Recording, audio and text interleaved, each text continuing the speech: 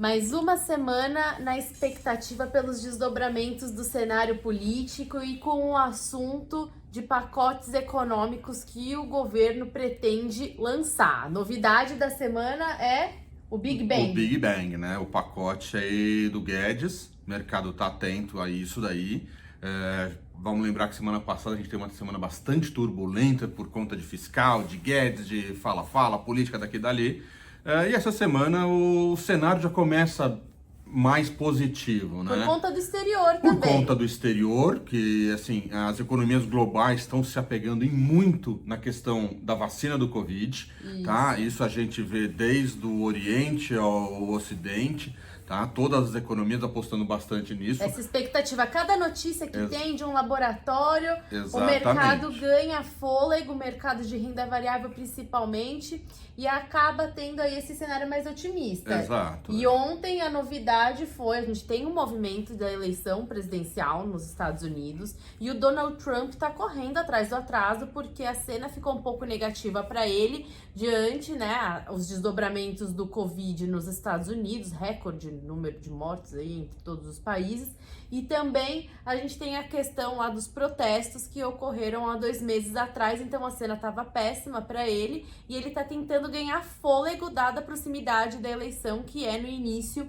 de novembro. E aí ele tem a estratégia de criar ruídos com a China, porque ele ganha popularidade ali, né, com aquele cinturão onde o pessoal é fanático pelo Donald Trump e acredita na internalização da produção, tirando a China da cena. E isso daí a gente já vinha alertando que agora para o segundo semestre a gente intensificar ainda mais essa volatilidade por conta das eleições americanas, né? E a novidade agora é essa questão da vacina da Covid. Ele está agilizando, esse agilizando, processo. Ele até está pedindo aí uma autorização especial para já começar a implementar, testar uma vacina da Inglaterra, né? Isso mesmo, de um laboratório, da Inglaterra para já começar imediatamente a testar antes mesmo de fazer a terceira fase, né?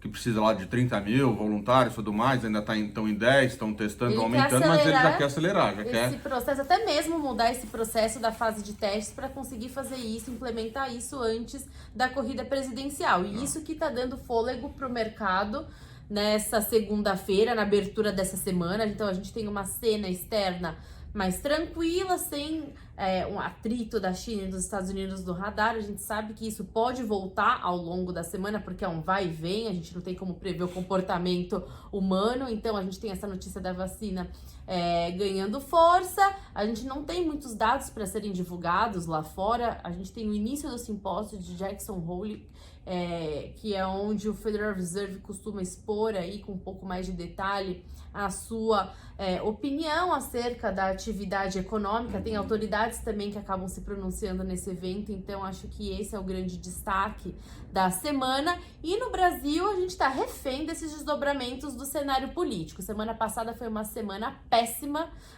toda essa tensão com esse sai, não sai do ministro da Economia, o Paulo Guedes, e aí depois essa questão da votação do veto presidencial ao reajuste, né, do salário do servidor público. Isso também acabou atrapalhando muito o mercado doméstico. Então, por mais que a gente tenha fatores externos que às vezes contribuem pro mercado doméstico, dá um fôlego, internamente às vezes a gente fica algemado a essas questões. E a pauta política, por conta dos desdobramentos dentro do orçamento do governo, a gente sabe que o governo, como reação à crise de saúde, ele teve um orçamento bem limitado, e grande parte das ações do governo em relação a essa parte de contas públicas depende de aprovações dentro do Congresso. Então, por isso que o mercado doméstico fica estressado, porque cada vez que precisa discutir alguma coisa dentro do orçamento, se vê refém do Congresso,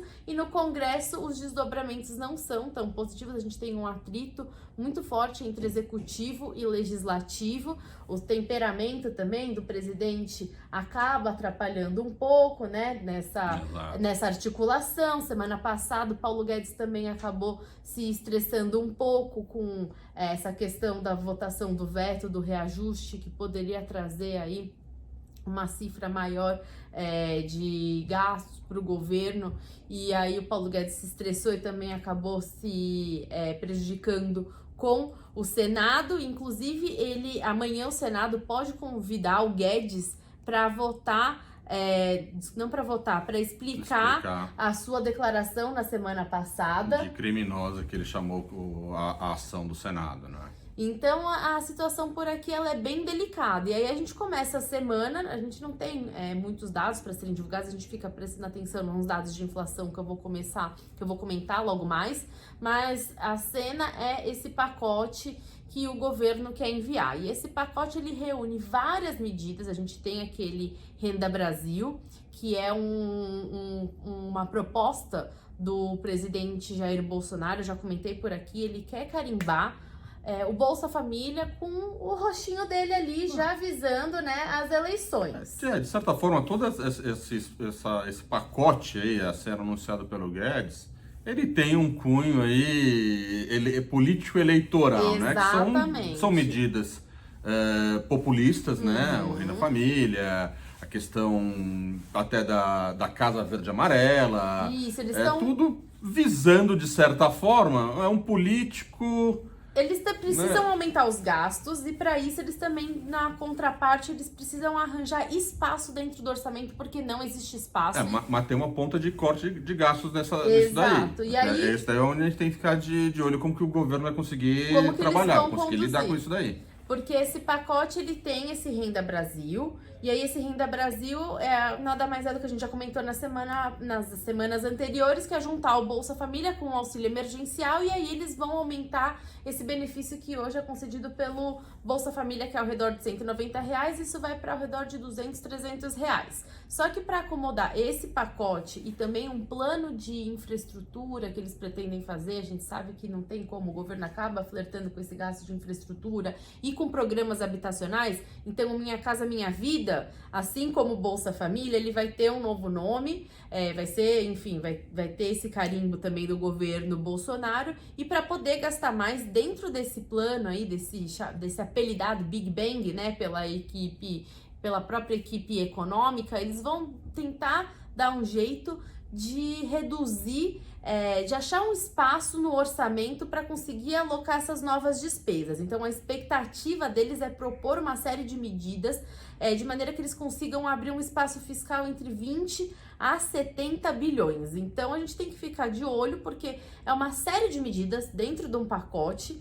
E, enfim, a gente já está vendo a dificuldade para votar matérias pequenas. A gente também está às vésperas das eleições, tanto no Senado, na presidência do Senado, quanto para a presidência da Câmara. Então já tem um atrito ali por conta desse posicionamento dessa eleição. Então a gente não está numa cena fácil dentro do Congresso para conseguir garantir, por mais que haja aí um otimismo com pacotes que são enviados pelo governo, quando a gente olha para dentro do Congresso, a gente não fica tão otimista de que vai ter agilidade para aprovação desse pacote que é tão amplo. E aí, dentro desse pacote também tem aí um sonho do governo, que era votar a desvinculação, desindexação e desobrigação do orçamento.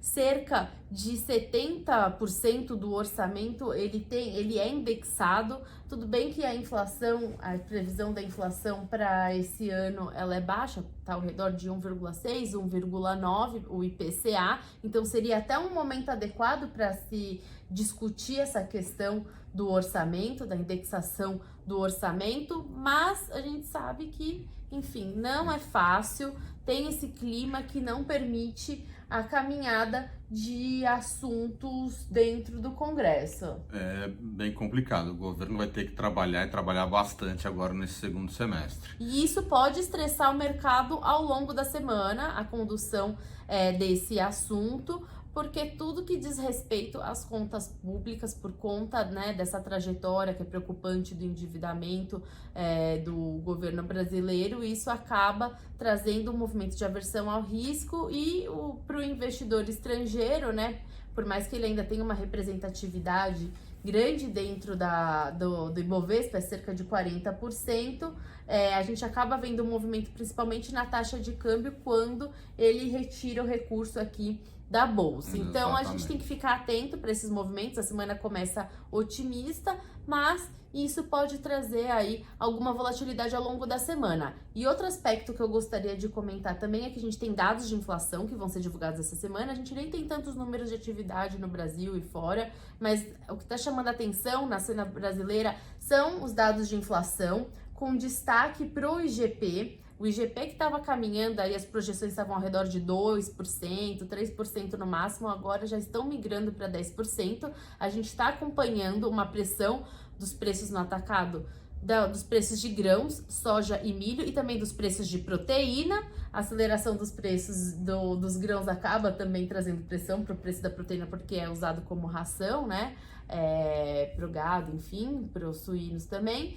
Então, a gente está vendo esse movimento. Quando a gente olha para a inflação ao consumidor, o IPCA, o grupo alimentação, ele tem um peso ao redor de 20, 25%, e aí as proteínas e também esses grãos têm a sua ponderação lá. E como a inflação ao consumidor está muito fraca, a demanda está arrefecida, e tudo mais, apesar da alimentação ser um item importante também, que a gente não consegue desalocar, ninguém deixa de comer, tem espaço dentro do IPCA para acomodar essa pressão de maneira que a inflação ao consumidor não preocupa, mas inevitavelmente não tem como bater nos IGPs. Então a gente deve ter aí um IGP-M 2020 na casa de 10 a 12%, essa pressão.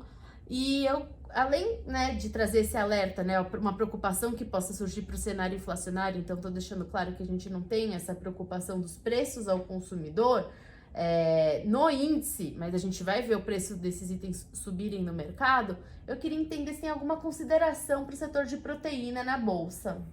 Não, tem uma correlação bastante forte, né? A gente já vem alertando até a questão aí, pela essa recuperação global, que as commodities já começavam a flertar com uma recuperação no preço delas, o que para a gente era bastante importante. E a parte dentro de commodities, a parte de proteínas também é muito importante, dado que o Brasil é um grande exportador dessa proteína, né? A gente tem as maiores empresas produtoras aqui no Brasil, e isso daí elas vão acabar capturando esse movimento positivamente, né? Então a gente tem assim o preço da proteína no mercado de commodities subindo, o que ajuda também, a gente tem um dólar alto, tá? E a gente tem vamos falar assim, esse reaquecimento, essa reabertura das economias, com a China principalmente, a parte de exportação, né? Então as exportações estão voltando a níveis que a gente acredita serem antes da pandemia, né?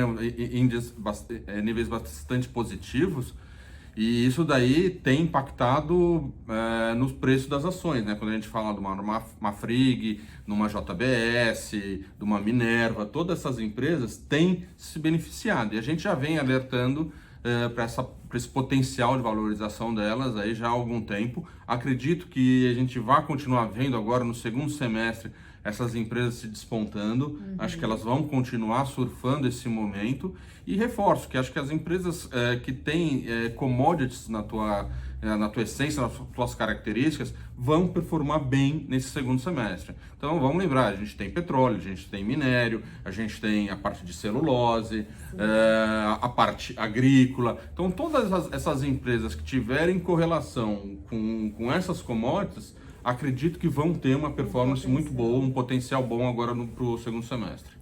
Bom, é isso. Acompanhem com a gente aí os desdobramentos ao longo da semana. Muito obrigada. Boa semana a todos.